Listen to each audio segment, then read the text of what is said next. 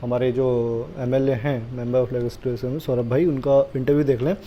बात ये हो रही थी कि बीए एलएलबी हैं, लॉ ग्रेजुएट हैं, हमें भी नहीं पता था।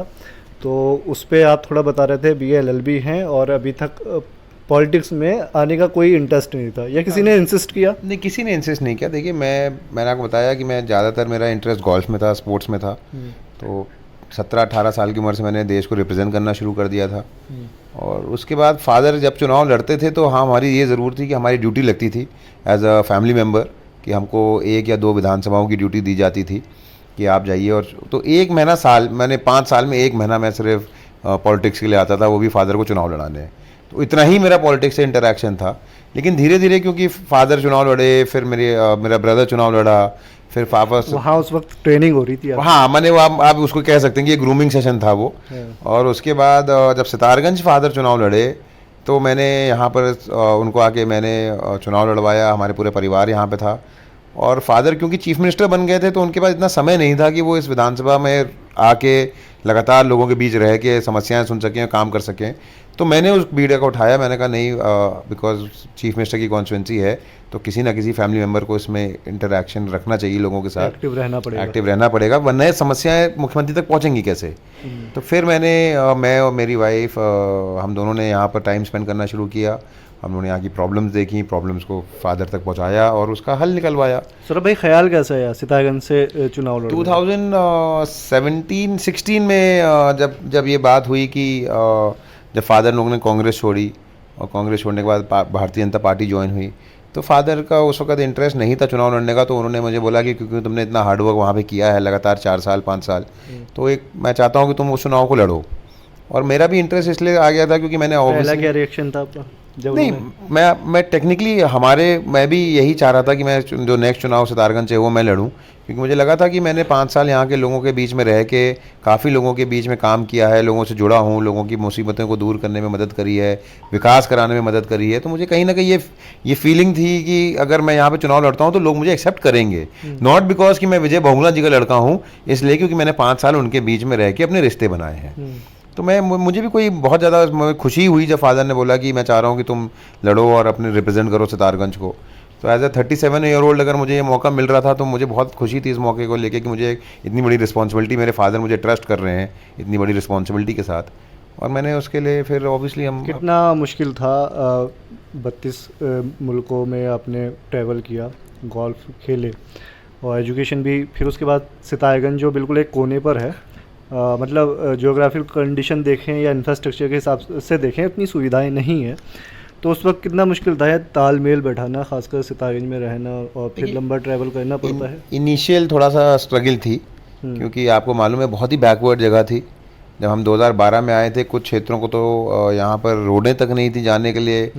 शक्ति फार्म की ही आप बात कर लें तो उसको काला पानी बोला जाता था उस वक्त जब हम आए थे। वहाँ पे इतने बुरे हालात थे कि लोग ट्रैक्टर ट्रॉली से चलते थे, रोड नहीं थी, गाड़ियाँ नहीं जा पा रही थी। तो कहीं ना कहीं थोड़ी समस्या आई, रहने की जगह नहीं थी। लेकिन जब आप यहाँ पे लगातार 5-6 साल, अब आप तो मुझे 9 साल, ये 10वां साल मेरा चल रहा है सितारगंज में लगातार। यूज टू है, प्लस इतने लोगों से यहाँ पर हमारे इंटरेक्शन हो गए, इतने लोग जुड़ गए। अब तो ऐसा लगता है कि हम परिवार में ही हैं और ऐसी कोई फीलिंग नहीं है कि हम कोई बैकवर्ड जगह पे हैं या कोई ऐसी जगह पर हैं। कहीं ना कहीं मुझे अच्छा लगता है कि हम एक ऐसी जगह पर हैं जिसको हम मेहनत करके आगे ला सकते हैं। देखिए होता क्या है, आप कहीं कभी बहुत प्रोग्रेसिव जगह से चुनाव लड़ जाइए, जैसे हल्द्वानी है, देहरादून के कुछ विधानसभाएं हैं, तो वहाँ पे बहुत ज़्यादा काम करने को नहीं है।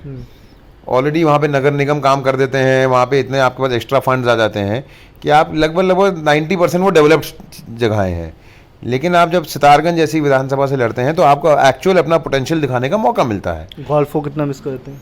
गोल्फ मिस करता हूँ ऑब्वियसली। मैं यहाँ तो गोल्फ कोर्स 25-26 नहीं, जब मैं कभी दिल्ली जाता हूँ तो मैं ज़रूर अपने दोस्तों के साथ 1-2 राउंड खेल लेता हूँ। लेकिन ऑब्वियसली मिस करता हूँ क्योंकि 25-26 साल वो मेरी जीवन रहा है। मैं लगातार 26 साल गोल्फ खेली है, अपने दोस्तों के साथ ट्रैवल करते थे, देशों में घूमते थे। तो ऑब्वियसली वो चीज़ें आप मिस करते हैं, बट लाइफ मूव्स ऑन। अब हमने ये फील्ड चुनी है तो कहीं ना कहीं हम उसमें भी अपना बेस्ट देने की कोशिश करी थी, इसमें भी अपना बेस्ट देने की कोशिश कर रहे हैं। बेस्ट देने की कोशिश करेंगे। सौरभ भाई, अब बात हो गई बहुत नेशनल और इंटरनेशनल लेवल की। सितारगंज का व्यापार मंडल चुनाव है और मैं इसलिए पूछ रहा हूँ क्योंकि हम पूछ रहे हैं, लगातार बयानबाजी हो रही है ठीक है, और फ्रीडम टीवी तो उसका खंडन कर रहा है, चाहे भाजपा वाले करें, कांग्रेस वाले, किसी भी पार्टी का। सौरभ बहुगुणा इस चीज़ का समर्थन करते हैं जो लोग कर रहे हैं। कहीं ना कहीं लोग ये कह रहे हैं वो भाजपा से जुड़े हुए हैं। मैं आपकी राय जानना चाहता हूँ, बल्कि शहर के लोग आपकी राय जानना चाहते हैं। मुझे ऐसा लग रहा है कि आपकी जो छवि है उस पर इम्पैक्ट पड़ रहा है कहीं ना कहीं। देखिए, आपकी खामोशी मैंने से। आपको पहले भी इंटरव्यू में ये कहा था कि व्यापार मंडल का चुनाव व्यापारियों का चुनाव है, और अगर हम उसको उसी पे रहने दें तो हमारे सबके लिए ज़्यादा बेहतर रहेगा। आप मेरे घर पे ये मेरे ख्याल से दूसरी या तीसरी बार आ रहे हैं पिछले 4 दिन में, 5 दिन में, और मेरे घर पे आपको कोई भी व्यापार मंडल चुनाव का कोई भी आपको ऐसा नहीं लग रहा है कि कोई बातचीत हो रही है। हमारे यहाँ गाँव के लोग ज़्यादा हैं, और मैं आज तक शहर में नहीं गया हूँ व्यापार मंडल चुनाव के लिए, किसी से ना वोट मांगने गया, ना किसी के लिए बोला है मैंने। लेकिन जो भी आदमी इस चुनाव में गलत बात कर रहा है, या गलत भाषणबाजी कर रहे हैं, या गलत तरीके से पब्लिक को भड़काने का काम कर रहे हैं, मैं उन सब से निवेदन करूंगा कि देखिए, सितारगंज एक गुलदस्ता है जिसमें हर कौम का आदमी बसा हुआ है, और मैं ये नहीं चाहता कि यहाँ की कोई भी स्थिति ऐसी ख़राब हो जिसमें कि हमारे को एक आदमी को एक धर्म के आदमी को हम दूसरे धर्म के आदमी से लड़ाएं। तो मैं उसका पुरजोर रूप से खंडन करता हूँ। ये नहीं होना चाहिए, और अगर कोई कर रहा है तो गलत है। दूसरी बात, आपने कहा कि कुछ भाजपा के लोग, मैं उसको इसलिए आपको उस बात को मैं नहीं मानता हूँ क्योंकि इसमें कोई बीजेपी का कैंडिडेट नहीं है। ये व्यापारियों का चुनाव है, ना बीजेपी का कैंडिडेट है, ना कांग्रेस का है, ना आम आदमी का है, ना बीएसपी का है। हर आदमी अपने स्वेच्छा से जिसको चाह रहा है उसको लड़ा रहा है। तो अगर किसी ने ये गलत बयानबाजी करी है तो मैं उससे आपके चैनल के द्वारा भी निवेदन कर रहा हूँ कि उसको क्षमा मांगनी चाहिए पब्लिक से, और आगे ऐसा ना हो उसका ध्यान रखना चाहिए। आगे ऐसा ना हो उसका ध्यान रखें। सौरभ बहुगुणा साहब को सुन लेते आप। कोशिश हमारी वही थी कि आज उनके दादाजी की पुण्यतिथि थी, और हमें लगा कि जो थोड़े अनछुए पहलू हैं उन पे बात की जाए। बड़े अच्छे उन्होंने किस्से सुनाए, और वो जो आपने सुनाया किस्सा जवाहरलाल नेहरू की बुक हम लोग हमारे साथ रात में हमको बैठ के पढ़ाते थे, वो मैंने पढ़ते थे हम, और वो बैठ के हमारे बगल में सुनते थे उसको। और अब तो डिजिटल मीडिया का दौर है। हम लोग चाहे कोई प्रोफेशन में हैं, नेता हैं, कुछ हो, अगर लोग उन्हें जन समस्याएं भेजते हैं तो वो उसका मतलब हमारे पास फैसिलिटीज़ है, मोबाइल हाथ में है, हम लोगों के पास चीज़ है, नहीं जवाब दे पाते हैं। लेकिन जैसे सौरभ भाई बता रहे थे कि दादाजी अगर 2 भी बज जाते थे तो एक चिट्ठी का पर्सनल जवाब देते थे। इतना लोगों से वो मतलब जुड़े हुए थे। और उन्होंने एक चीज़ बड़ी अच्छी कही, क्योंकि फैमिली का कोई ऐसा प्रेशर नहीं रहा कि आपको जज ही बनना है, आपको इस फील्ड में जाना है। और BA LLB ग्रेजुएट हैं। उसके बाद जो हालात बने आपने सुना, और उसके बाद यहाँ चुनाव लड़ने का फ़ैसला उनके पापा ने उन्हें थोड़ा कहा कि आप लड़ सकते हैं क्योंकि मेहनत की है, और यहाँ फिर वो आए, जीत हासिल की।